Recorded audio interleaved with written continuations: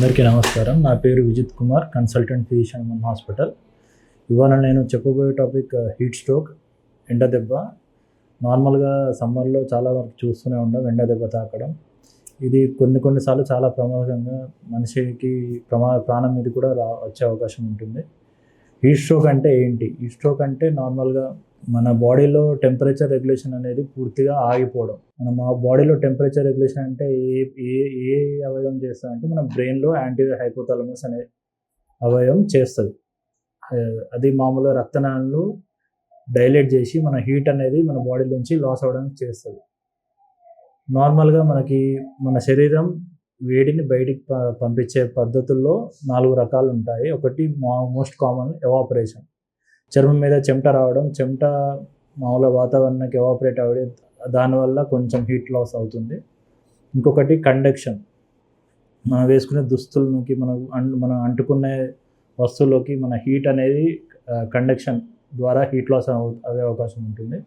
Convection. ఇంకొకటి మన చర్మాన్ని ఒక చల్లగాలి తాకి కొంచెం హీట్ లాస్ అనేది అయ్యే అవకాశం ఉంటుంది.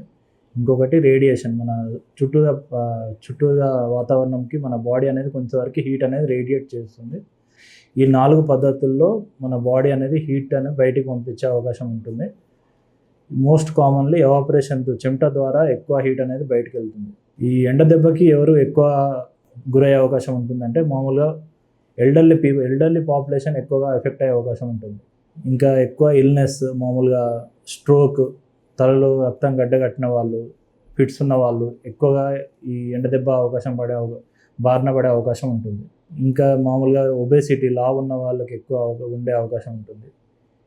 ఇంకా అలవాటు లేని వాళ్ళు, ఎక్కువగా ఎండ తిరిగే అలవాటు లేని వాళ్ళు, డీహైడ్రేటెడ్ వాటర్ తక్కువ తీసుకొని, సాల్ట్ కంటెంట్ తక్కువ తీసుకునే, రోజు తక్కువ తీసుకునే వాళ్ళకి ఎండ దెబ్బ ఈజీగా తగిలే అవకాశం ఉంటుంది.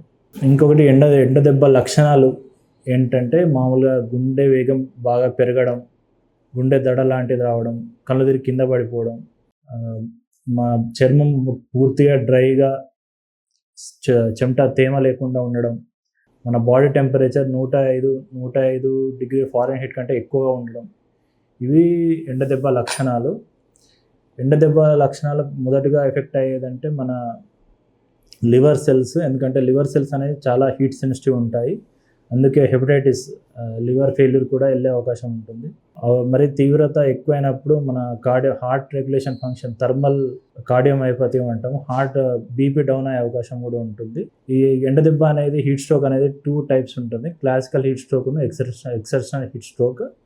క్లాసికల్ హీట్ స్ట్రోక్ అంటే నార్మల్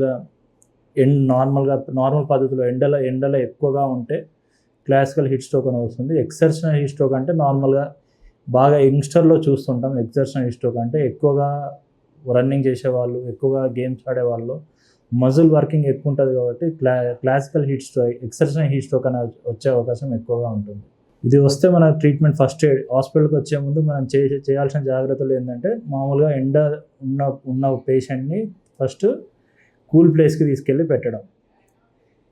తర్వాత వెంటనే చాలా కూల్ వాటర్తో తన ఒళ్ళంతా తడిపి ఏసీ ప్లేస్లో అట్లా పెట్టాలి. అట్లా అయితే కొంతవరకు హాస్పిటల్ వెళ్ళే వరకు కొంతవరకు జాగ్రత్తలు తీసుకోవచ్చు. ఇలాంటి సిమ్టమ్స్ ఎవరికైనా కనిపిస్తే మీ దగ్గర ఉన్న హాస్పిటల్ వెంటనే సంప్రదించండి. Thank you.